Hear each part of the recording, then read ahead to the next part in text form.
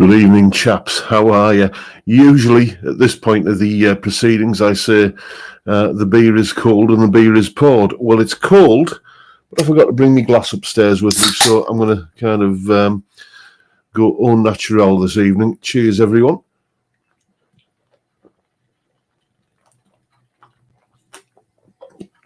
Of course, I do realise this means I've robbed everyone of the opportunity to take the word flake, lambasting me for my poor pouring skills, but such is life. Excuse me. That's what you get from drinking out of too many wet glasses. Let's have a look and see who's in this evening. Who was first in? That's usually... Grandpa Joe was first in. And then we have Edwin Toonan and Johnny Random and Peter Collins, Cal B and the Rocco Cat. Vincent Brennan's in, and so is Frank Bolam and Danny Hancock and Johnny H. Phil is there, as well as, who else have we got? David Evans and Grandpa Joe. Who else? I see that we've got Jeff C. And Steve Muskie. Muskie's in. Reeled in 58 is there. So is Michael Palmer and Ian Clark. And scrolling down, who else have we got? We have got Michael Belliveau. I do hope I pronounced that correctly. And Chris Ottewell and Paul Trainer are there as well. Solo Rider 831. And Stephen Tatton are in as well. Who else we got? Malcolm Spillett. How are you, Malcolm? Hope you're keeping well, mate. Then David Collins and Deco Dude. Who else we got? Gordo Canuck, Stuart Young, and scrolling down. Who else have we got? The Time Prophets in, as is Lawrence Hastings, and Brad's Mad Skills is in too. Seeing a few names I don't recall seeing before, but I could say more about my memory than anything else. Colin Falcon's there, as is Nancy Davis and the Essex Cat and Thomas Mulvaney and Patrick Becker. Mark Kernow, I do beg your pardon. Can't get my head around that one. Kernow, I believe, is the way it's pronounced, or Kernow. You're in anyway, Mark. And so is Thomas from Cowas Music. Peter S., Pablo Hank, Luke's in, and who else we got? Fender Bender and Watches and Guitars, John Channing and Simon M., Das Schaff, Steve Lamb, and John Mack, Andrew Hall, and if I missed your name out there, I do apologise. A weird thing happens as I'm scrolling down the chat in from like this end here, from the StreamYard end of things. It keeps kind of flickering, and suddenly kind of what was next has kind of suddenly gone higher up and what have you. It's a bit, it's just one of those weird things that the internet does from time to time. So, how is everyone? As usual, I have absolutely no idea what I'm going to sit here and blether about for the next hour or thereabouts. It's just going to be the usual, this evening, Holston Pills fueled stream of consciousness. But we will we will get by. We usually do. Anyway, one thing I do like to usually do round about this time of the evening is tell you what's coming up on the channel this week. So let's get that out of the way. There's a Saturday video tomorrow. I don't often do Saturday videos, but when I have content that I need to get out and get put out, then I do one. And fascinating one tomorrow, not because I'm in it, but because of who I'm talking to. A chap called Gary Shaw. And if you don't know his name, trust me, you probably know his music because you probably heard him playing guitar on many a big record. Very, very well established and, great session guitar player.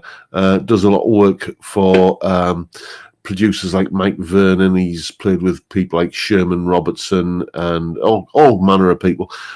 So got an interview with him tomorrow. It's about 40 minutes where we're just talking about his career, who he's played with, what he likes to do, how he likes to work and stuff, and what gear he uses and everything. So I must admit, when I did the interview with him, which was only yesterday, it was one of those kind of conversations where it seemed to kind of just go really quick, where you're just kind of having a chat with somebody and the conversation just keeps moving on, and it was he's a very interesting and entertaining guy, so well worth watching. That is tomorrow's video. That will be going out at 10 a.m. UK time tomorrow. I've set it as a premiere, so I think Gary will be possibly joining in on the chat on that, so maybe you can ask him the odd question or whatever.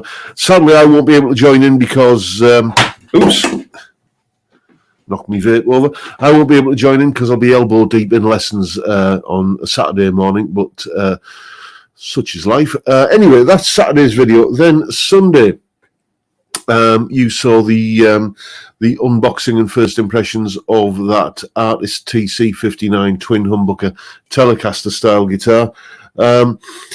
Yesterday, well, I said in that video that I wasn't happy with the pickups in it, so the pickups are long gone. I sent them to Johnny from Budget Guitar Show because he's doing a sort of a modded twin humbucker Telecaster kind of project at the moment, and I didn't have any use for the pickups. He did, so I've sent them to him.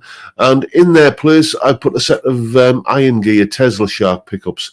And there's a bit of a story goes on with those pickups. Not everything went as planned, let's put it that way, when I installed the pickups on the guitar. But it all worked out rather well in the end, and you'll find out exactly what I'm talking about when you see the video on Sunday for those Iron Gear Tesla Shark pickups. Then on Monday, a band I have, I could do a solo from them pretty much once a month if I indulge myself, but I've been good, and I've not done a Thin Lizzy solo in quite a while. It's one of the, I think, great solos from the Live and Dangerous album. And the thing about Thin Lizzy is that we often talk about what a great guitar. Well, I often talk about what a great guitarist Gary Moore was. What a great guitarist Brian Robertson is. What a great guitar. I think the unsung hero of Thin Lizzy is Scott Gorham. I don't think he gets the credit he deserves. So Monday, I beg your pardon, we're looking at one of his solos from the Live and Dangerous album. If you like dancing and you enjoy Moonlight, then you probably know which one I'm talking about.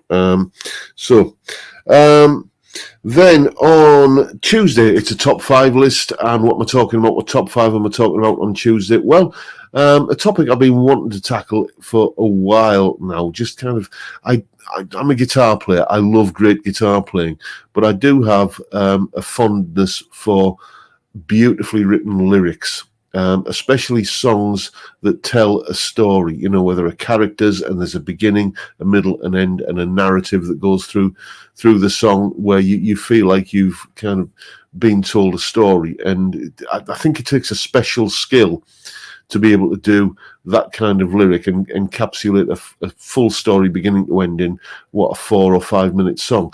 So on Tuesday, it is my top 5 favorite story songs.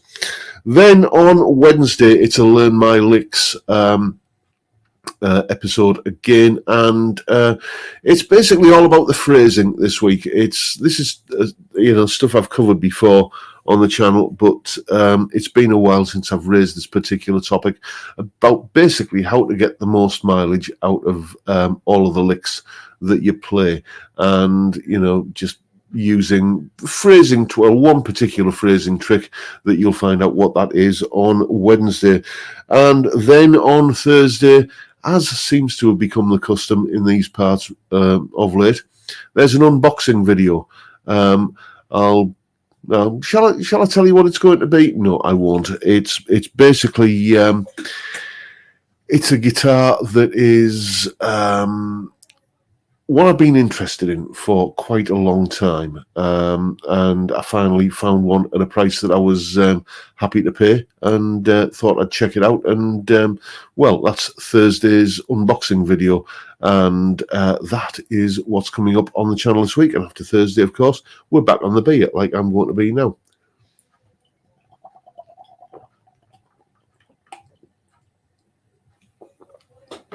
Cheers.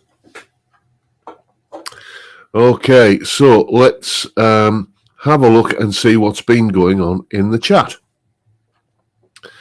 Yeah, Malcolm Spillett saying narrative songs, Richard Thompson. Yep.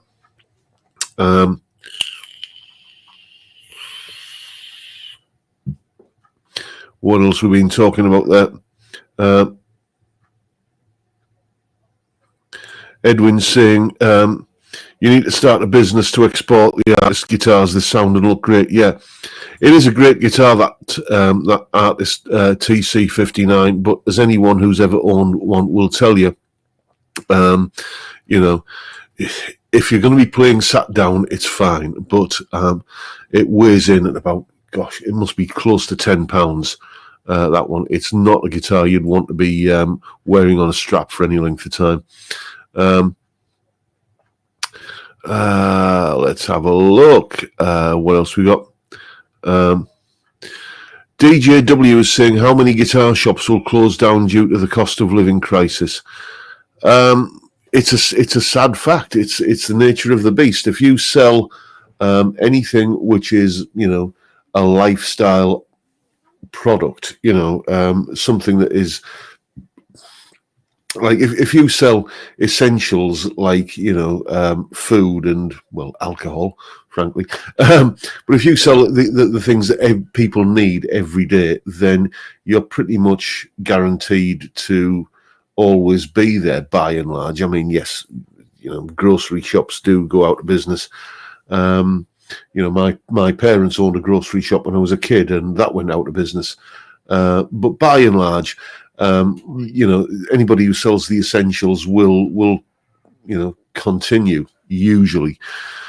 But if you're selling things which are luxury items, and by that I don't mean expensive things, but things that are, you know, people regard as like a hobby or a luxury, then, you know, you're always vulnerable to when economic times turn tough.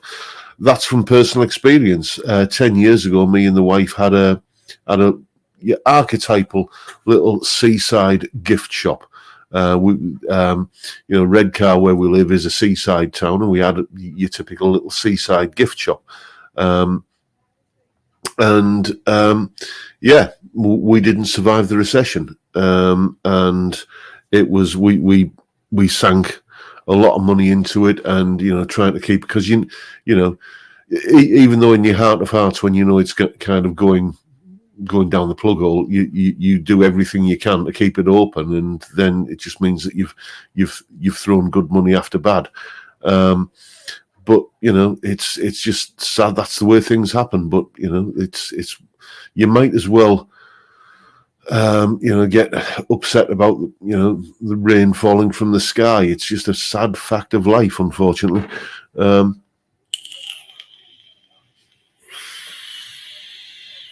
Time Prophet is saying, how about showing us slap bass for dummies? If I knew how to play slap bass, it's a technique.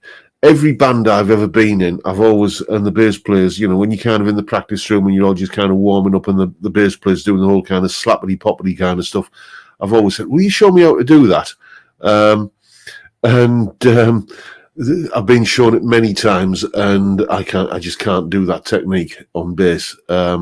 So that's one thing. I have just finished today filming a Learn My Licks video for a few weeks' time, where I'm actually going through bass technique, because that was a request that cropped up.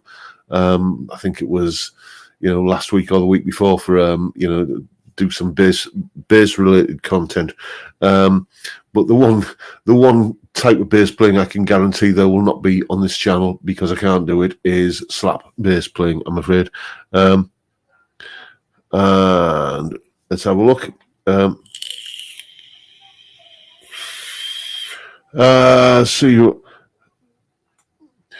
Ian Clark saying, family pet or livestock? Well, I will tell you, and this is spoiler alert, put your hands over your ears if you're not, if you don't want to know the answer. But the guitar that I was unboxing that I will be unboxing on Thursday, is a guitar that I've been really, really wanting to try out for quite some time. And I think I bigged it up in my own head a little bit too much. And when it arrived, it was, I don't want to use the word disappointment, but it wasn't what I thought it was going to be. So it's already left the building, I'm afraid. I do these videos at least a couple of weeks in advance. Like, as I say, like today, I was doing the video that's going to be going out in the last week of this month. So, we're in the first week of the month now. That's how far in advance I do the video. So by the time you see a video, not often, but in this case, the guitar has been here, unboxed, reviewed, demoed, and sold, and I've got something else in its place, which is another guitar that you'll see being unboxed and reviewed and everything. And that one is very much going to be a family pet guitar. It's a keeper. It's going nowhere. So where are we? Let's see what else we got to talk about. Let's have a look. Comcast Bay, open a funeral parlour. Yes, indeed. You'll never go out of business. Muscle Boy 3000 is saying Chapman. There's a few guesses here about, is it a Sire Telecaster? It isn't. Is it a Chapman? It isn't. And let's see. Any other guesses on what I've been buying? No. So anyway, yes.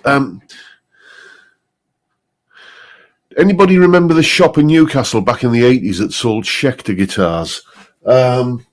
Vaguely, mate. I can't remember what it was called, but I do remember being in that kind of part of the world and seeing it, seeing and going in that shop at some point. I think a lot of the 80s is a little bit sort of hazy for me. Can't think why.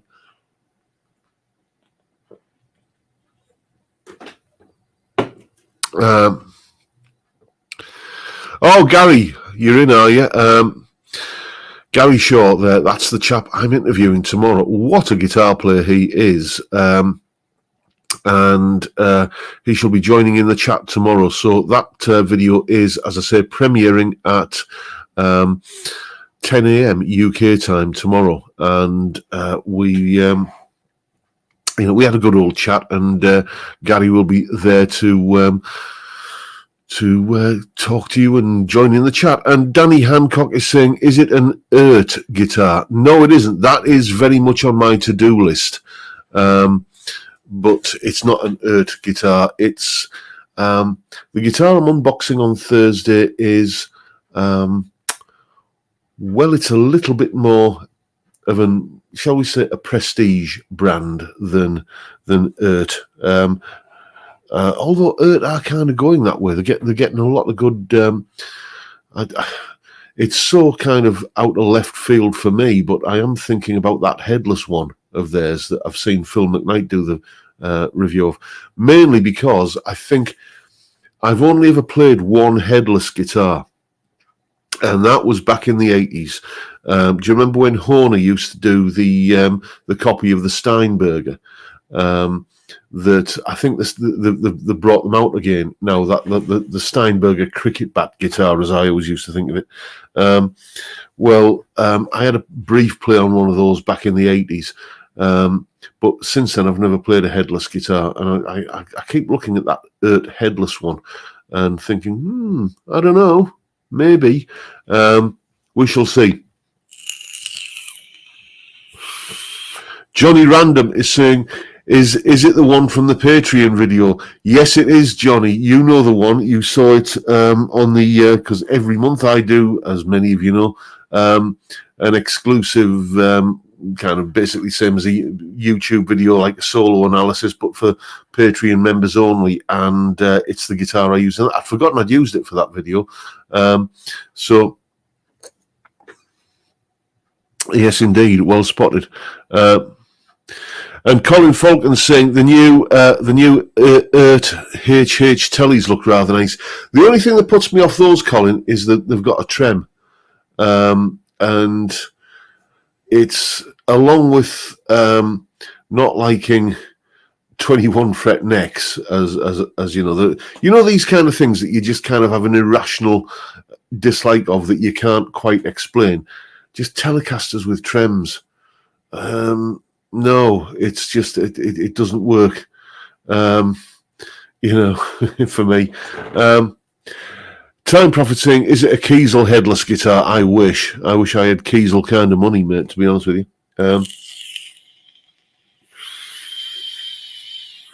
Yes, Ian Clark knows what it is as well, keeping stum on it. Let's have a look. Let's see what else we've got to talk about. And no, it's not a Fender Squire Jaguar Charlie Buttocks. I recently had a Jazzmaster in here a few months ago, loaned to me by a student. And if you like Jazzmasters, it was a lovely guitar, but I'm not a big fan of Jazzmasters.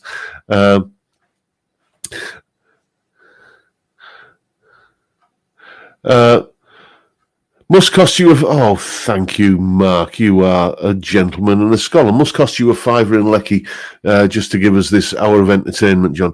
I don't know what it cost me. It certainly cost me more than £5 in beer on a Friday night, I'll tell you that much. But, I wonder if this is tax deductible. I wonder, because this is part of my earning. You could make a case because this video is monetized and, therefore it counts as work, as I keep telling the wife. I wonder if I can convince the taxman that this is deductible. It's got to be worth a try, hasn't it? Why is it H. Garcia is saying, why is that dislike of Jazzmasters? I don't know. I just don't like the shape.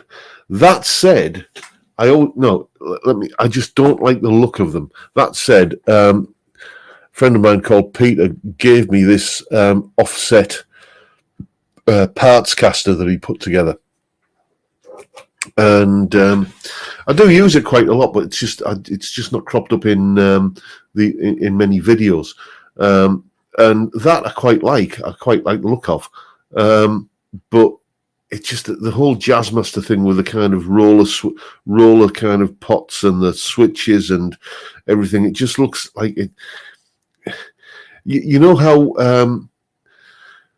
I don't know. It just looks like none of it kind of fits together and works as a whole. It's just not a nice looking guitar. I know some people will disagree with me. Oh, dear me. Donald, you are a gentleman. Thank you so much for the Flake Fund. I will treat the missus to a kebab tonight. Thank you so much. And Ryan Byrne, some treats for Dougal. Yeah, like he doesn't get enough treats.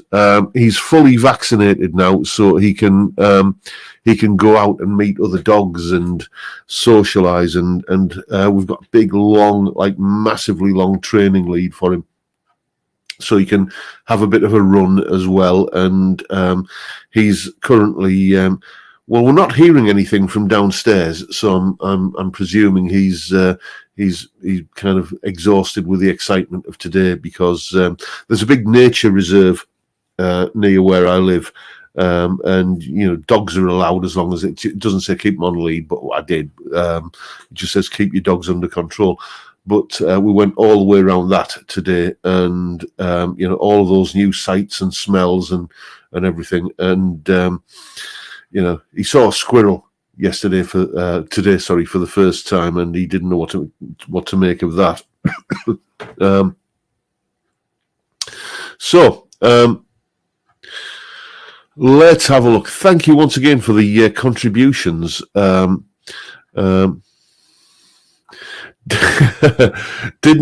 I know who you mean, mate?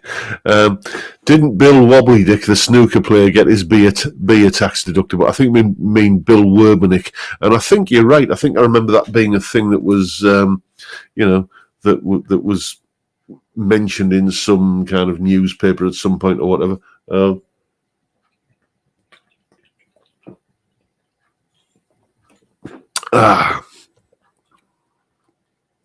Let's have a look.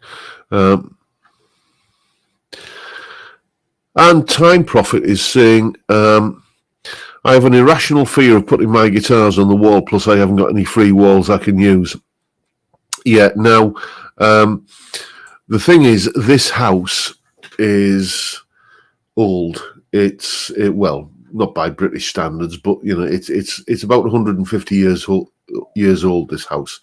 And the walls are absolutely like granite. So drilling into them is really difficult. But once you do drill into them and you put the raw plugs in, they're not going anywhere.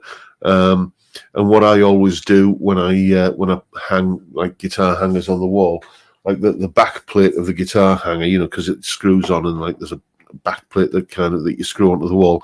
I always give that a good old coating of Power Bond, that kind of really strong builder's glue, so that it ain't going anywhere.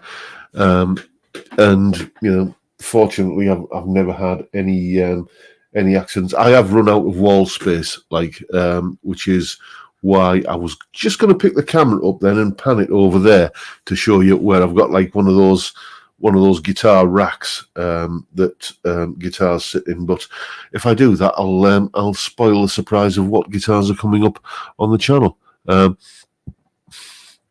Stephen Tatton is saying, how about a video on how to do a guitar setup? I have done that, but it's about 3 years ago. But it was more just talking about how to do it rather than showing how to do it.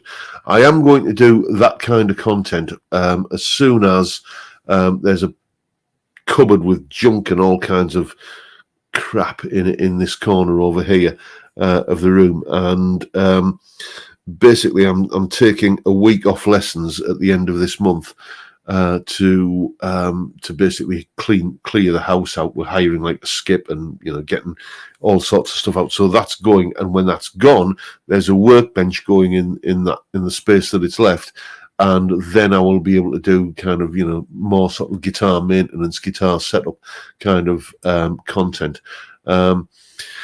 It's stuff that I've learned to do just over the years because through. Oh, thank you, DJW. Thank you so much. You're a gentleman and a scholar. Cheers, mate. Let's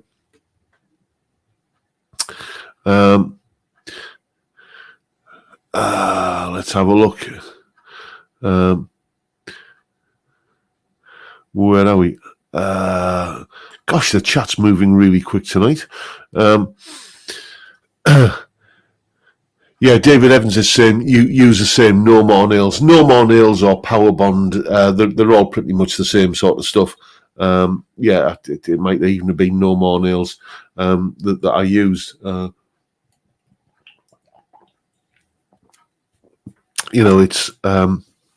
It's was it? No, it wasn't that, was it? I remember there was an advert for some glue in the 70s where they stuck a set of overalls to like a plank of wood.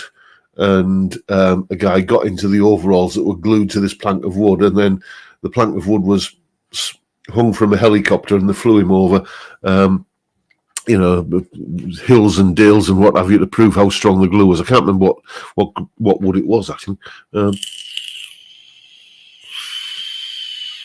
And Jeff Rock is saying. Heard on, I think you mean Planet Rock news today that a new Gary Moore book is coming out. So yes, I've heard that as well. I think it might have been Dave Lewis who emailed me the news about that. Yeah, that will definitely be on my reading list. It's, as you know, I'm a big Gary fan. That said, I think I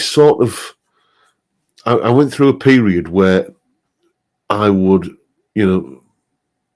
have the day circled on the calendar when I knew there was a new Gary Moore album out.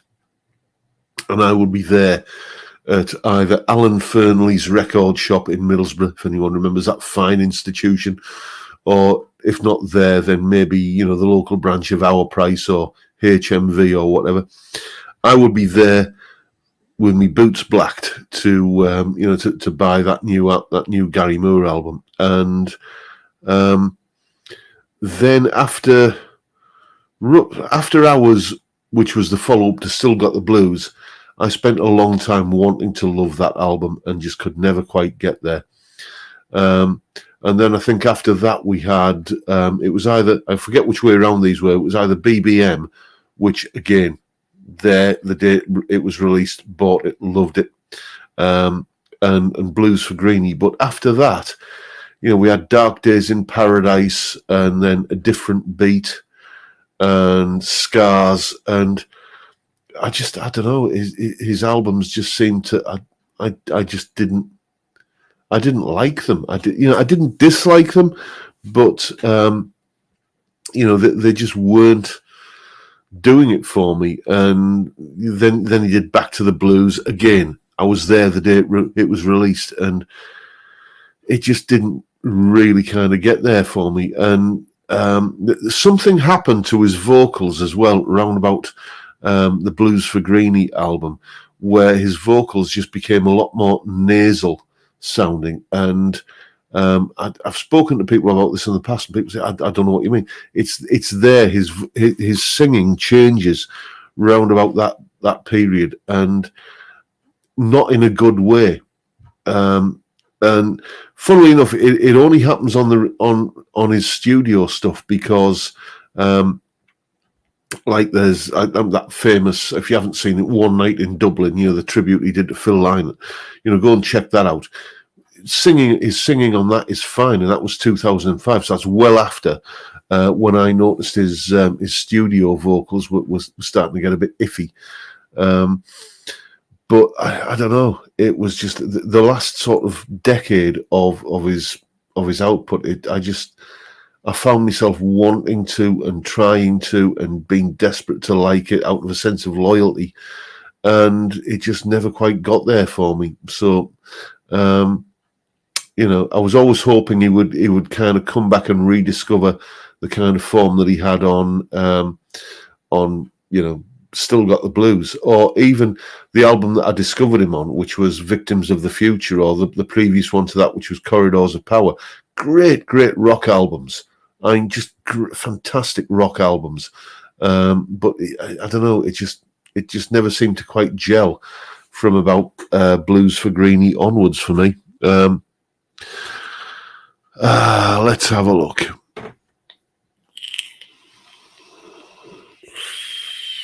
Yeah, Jeff Rock is saying, I was the same with the Scorpions. Everything after Blackout was just meh for me. The Unplugged was okay. Yeah, I mean, the Scorpions was one of those bands that I sort of got into vicariously, because living in a college dorm for a year, you kind of get to hear other people's tastes in music a lot. And there was one guy there. It's how I got to know Gary Moore back in the day. But there was another guy who was always putting was it Animal Magnetism? Was that the album? On the communal boombox, cassette stereo kind of thing. The big, I think it was a JVC, kind of big sort of twin cassette deck, thing that we had. And yeah, I remember getting into them. And what was the album with Always Somewhere on it? Was that Animal Magnetism, or was that Love Drive, or can't remember? But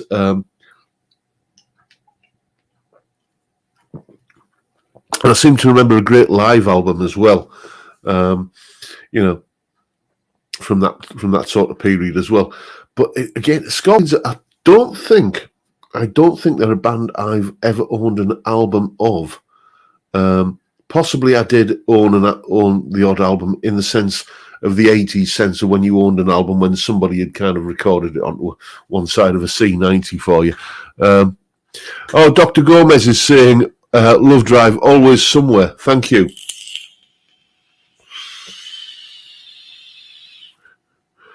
Ian Clark, yes. This is a little snippet that I let go in the lesson on Wednesday, wasn't it, Ian? Sorry, I you misdid then. Does anyone know how to program Ginger Baker drumming so we can look forward to some Cream solos? I would look. That's a little snippet. I'll let go to Ian in his lesson on Wednesday. That's the thing. I would love to do some of Clapton's stuff from the Cream era, but it's putting the backing track together that's the real bind on that, because you've got to convincingly program a Ginger Baker drum part, which is he wasn't the kind of drummer who would do bass on 1 and 3 and snare on 2 and 4. There's tom fills and all sorts of stuff going on, and it's like, and you can't copy and paste that into the next bar because the next bar is going to be completely different. So it's just I will get round to it. I will get round to it. I'm looking at that. Actually, talking about realistic drums. I'm looking at that new drum library that Glenn Frick has got, the Spectre Digital, what's he calling, Extinction Level event or something, where it's apparently a fantastic, kind of realistic drum library. The only thing is I need some kind of player to play it on. I'll have to kind of download Contact or something.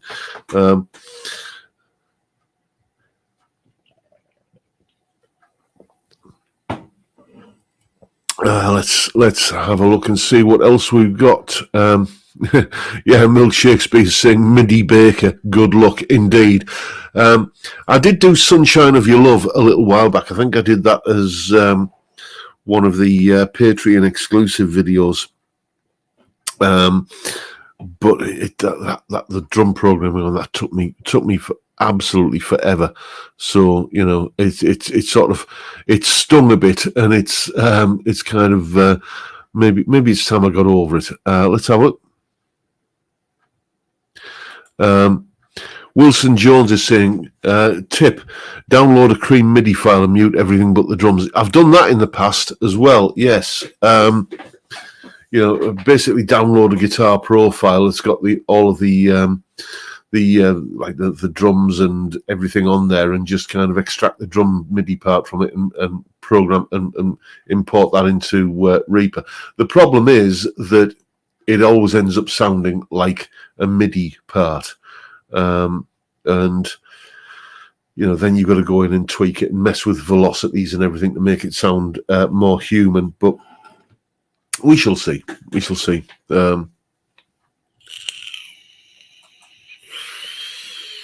Time Prophet is saying, sometimes I come up with a really good riff, but I can't match the drums to it. It works great without drums, but as soon as I add drums, I can't play it. Okay, well, that sounds like someone who needs to play with a metronome a little bit more. Or even better, just go on to, if you don't want to use a metronome, if you want the kind of the experience of having a kind of a drum part behind you, use an online app called Drumbit. It's basically an online drum machine that works in your browser, and just set it going, set a pattern going. You can create a pattern, or you can use one of the presets and write your riff around that. I remember there's a video. I can't even remember what the tune's called. I think it's called Doghouse Blues.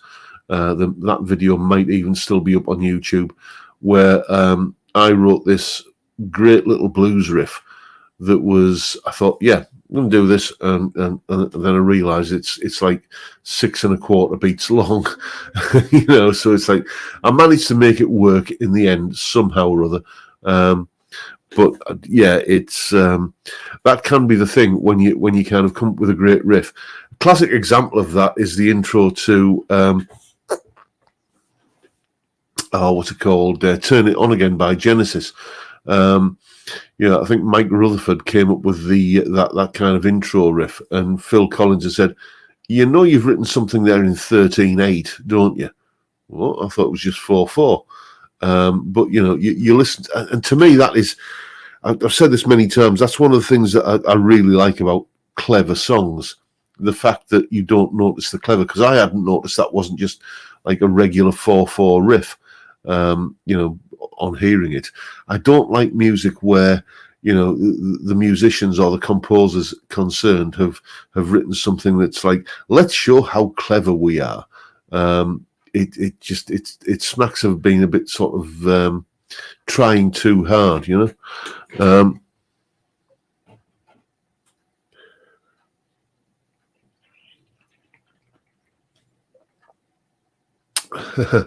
Danny Hancock saying, isn't it the law that if you have a 3/3/5, you must play Sunshine? Possibly. I think there's other songs you can say as well. Like, if you have a 3/3/5, you have to play kind of minor ninth chords and play the Dorian mode over them, so you sound like Larry Carlton.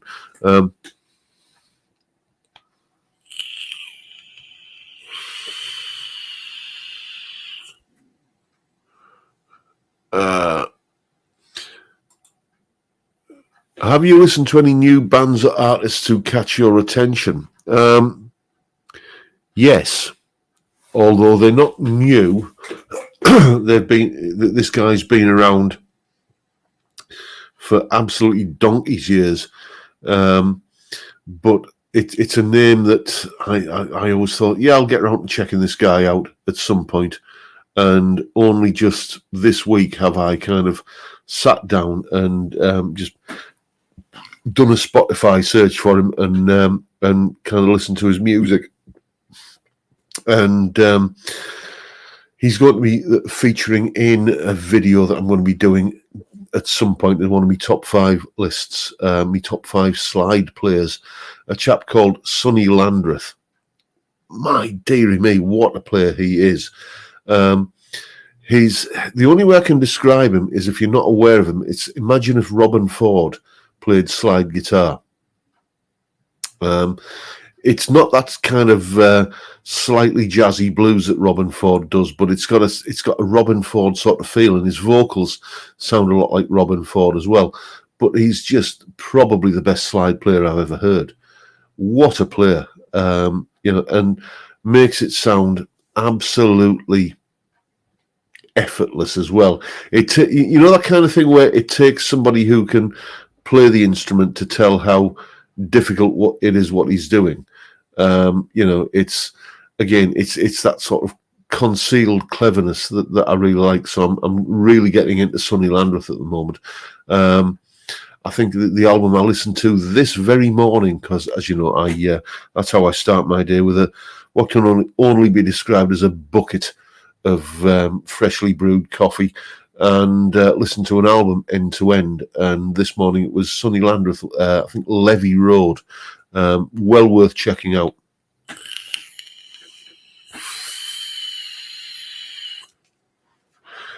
I'm with you on that, Craig. Guthrie Govan playing is unbelievable and complex, but still extremely musical, and his phrasing is next level. I'm with you on that. I mean, I regularly listen to, I think, is it his only album that he's ever released, Erotic Cakes? I mean, what a title for an album, Erotic Cakes, anyway. But it's, the thing about Guthrie is, whenever you see him being interviewed, you genuinely get the sense that he doesn't get how good he is. He's just like, he's being interviewed by a guitar magazine or whatever, and he's got the imposter syndrome going on, where he thinks, well, why are you interviewing me? I'm nothing special. I genuinely think he is probably the best guitar player alive today. He can shred like Yngwie or Satriani, and then he can just on a sixpence he can turn it round so he's playing kind of chicken picking like Albert Lee, or jazz like Wes Montgomery, and just and you never get the sense when you're listening to him that he's at the ragged edge of what he's capable of. He always feels like whatever he's doing, you get the feeling that is his comfort zone. Just incredible technique. I don't even think he thinks of technique. It's just like, he's got all this wonderful technique, but it's just he's thinking on a different plane, and genuinely nice bloke as well by all accounts. So yeah, I mean, Guthrie is just, well, if the name Guthrie Govan is new to you, then just type his name into YouTube and go and check him out. Rick Beato has recently done a video on him that I haven't watched yet, but I think it's called something like Guthrie the Great, which pretty much sums up when you get someone like Rick Beato to kind of doing a video saying that you're the bee's knees, then it's got to be worth something, hasn't it?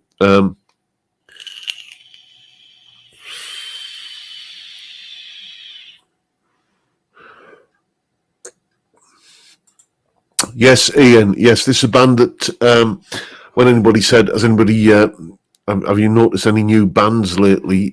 This, I should have mentioned these actually, because Ian has got me into this band here, Dear Matrona. Very, yes, if only for the articles. Yes, I know.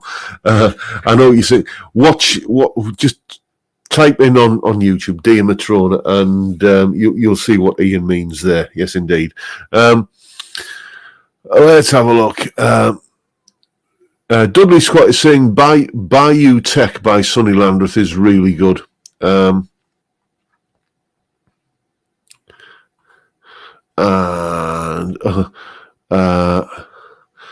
Farjon Jojaffa.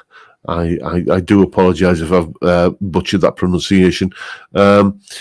Saying Guthrie has released a few albums under the group Aristocrats with Marco Minerman on drums. Okay. I shall look out for that name. Again, it's a name that I seem to recall.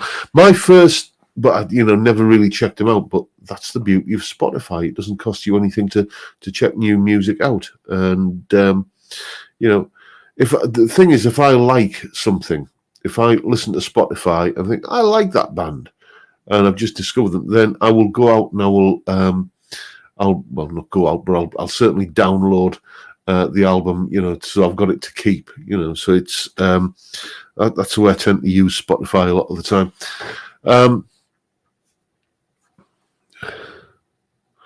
Let's have a look what you're saying there, James.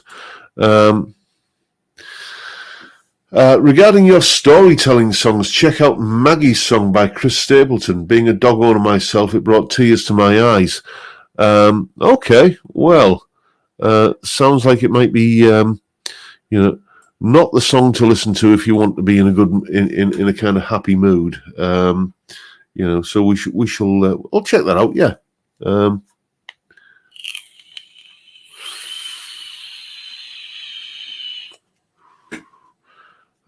Where are we?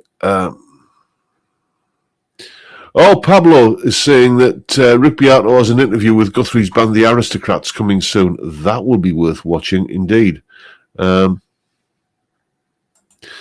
And were you aware that Steve Morse has left Deep Purple due to his wife suffering from the big C? He left to look after her in her last days. I did hear that, and it's just one of those. Like I was saying earlier, life can be incredibly sad sometimes, and definitely file that story under incredibly sad. I make no bones about it. I'm a big fan of the Steve Morse era of Deep Purple.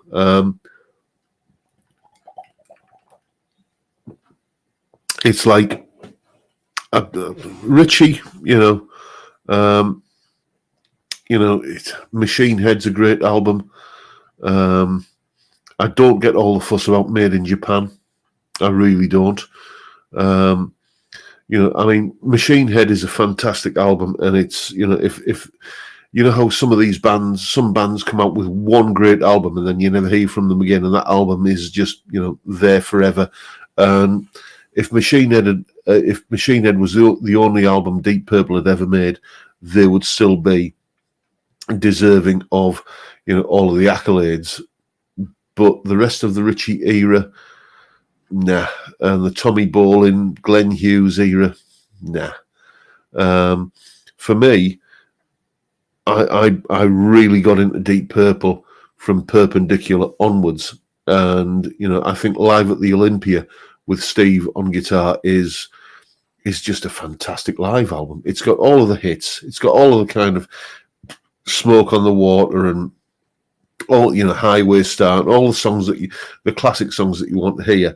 But it's got all of the new stuff. Like, I remember the first time I heard that Sometimes I Feel Like Screaming, which it was the actual Live at the Olympia version. It was on Planet Rock.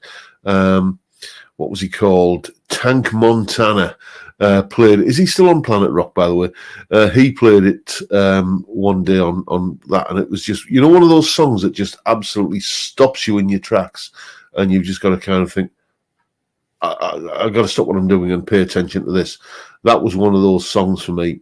And a massive fan of Steve's playing in the Dixie Dregs and, his solo band. But I think when he kind of got together with Deep Purple, that was just a match made in heaven. And it's incredibly sad that he's had to leave for an incredibly sad reason. And not that it means much or anything, but I'm sure we all would like to pass on our best wishes to Steve and in this massively difficult time.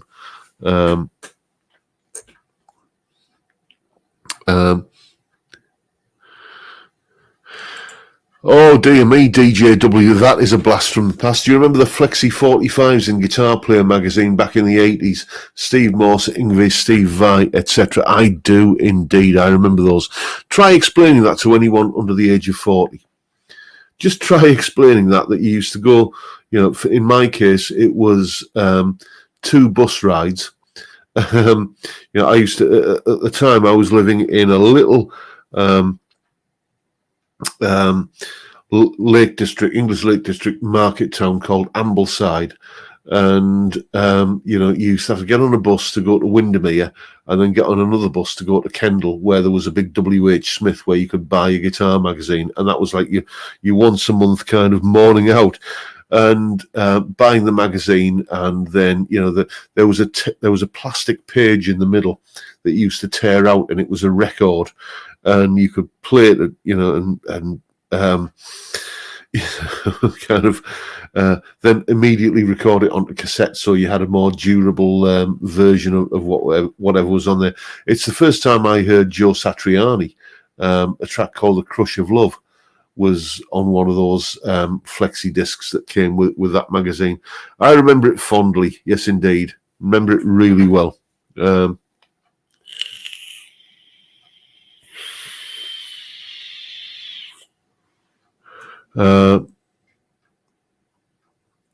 Let's have a look. See what else we got.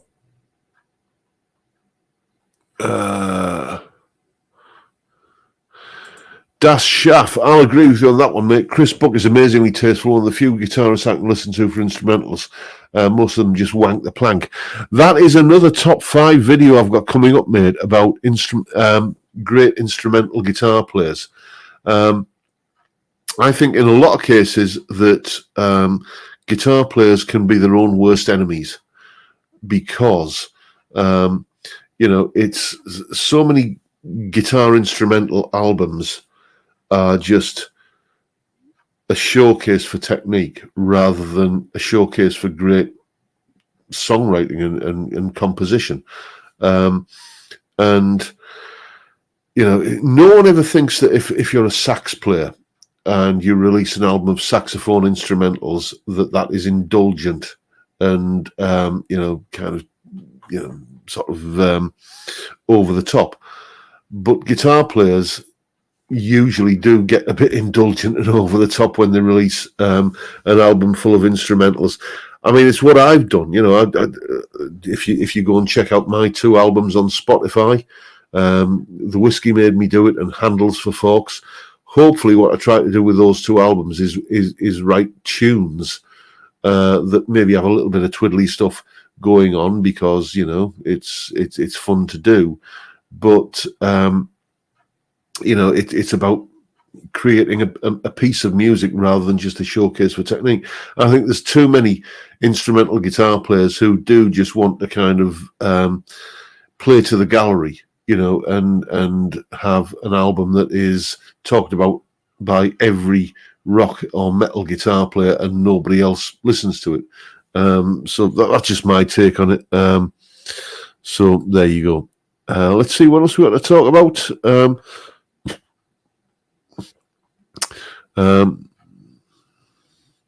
What you're saying there, mate? I remember when Slade won the Best British Band Award from one of the music papers. I think it was NME, and they recorded an exclusive song that we got free on FlexiDisc to say thanks. I don't remember that, but it sounds like the kind of thing that they would have done. Now, there's a great live album, Slade Alive. I haven't listened to that in years. I shall have to see if that's... I don't think it's even in my Spotify library. I shall have to go and see if it's still available.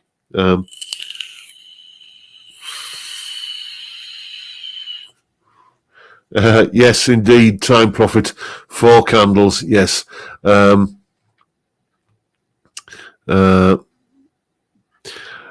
with you on that, mate, Time Prophet. I think Steve Vai is talented, but I can't listen to an whole album. I bought Passion and Warfare when it came out. I think it was one of the first CDs that I bought. It was round about that sort of era. The first album I bought on CD that I didn't already own on vinyl was Don't Be Afraid of the Dark by Robert Cray Band. But Passion and Warfare wasn't far behind that. And yeah, it did suffer from that thing of the late 80s, early 90s, where the compact disc was the new format and it could hold 75 minutes worth of music. So albums tended to grow from about 40 to 45 minutes in length to being like 70 to 75 minutes in length. And a lot of albums got released back then that were just too long with too much filler on them. And I think Passion and Warfare definitely falls into that category. What I've been known to do is, you know how, like, when you get an album these days and it's a reissue or something, there's all those bonus tracks and everything. Then you think, well, okay, I'm going to go in the opposite direction sometimes and reduce an album that's too long down to its kernel of truth, so that you get the whole kind of point of the album. That might be something to do with. I might put a playlist together of Passion and Warfare with the best bits on. Bears thinking about. Anyway, chaps. I've got a kebab turning up shortly, and I'm just about to swig off the last of my beer. So I'll take this opportunity once again to say thank you for turning up and watching a fat, bald northern lad talk absolute nonsense for an hour. It's been a blast, as it always has been, and I'll keep on doing it till you're sick of me. But for now, time, gentlemen, please.